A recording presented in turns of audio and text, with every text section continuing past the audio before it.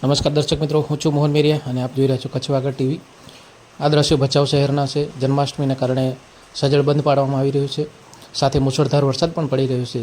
આવી જ રીતે ભુજમાં સખત વરસાદ પડવાના કારણે અને સાથે પવનના કારણે સાતમ આઠમનો જે મેળો ભરાય છે ત્યાં વર્ષે મોકૂફ રાખવામાં આવ્યો છે અને ઘણા બધા વેપારી લોકોને આ મુશળધાર વરસાદના કારણે નુકસાન થયું છે।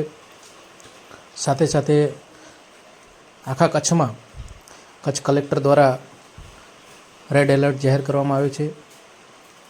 નદી તળાવોથી દૂર રહેવા સૂચના આપવામાં આવી છે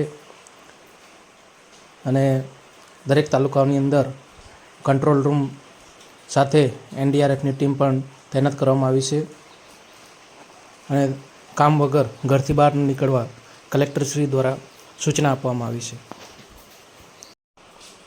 વરસાદી માહોલમાં કોઈપણ જાતની ઇમરજન્સી સર્જાય અથવા તો કંટ્રોલ રૂમનો સંપર્ક કરવો હોય તો અમારા વિડીયોના અંતમાં દરેક તાલુકાના કંટ્રોલ રૂમના નંબર આપવામાં આવેલ છે।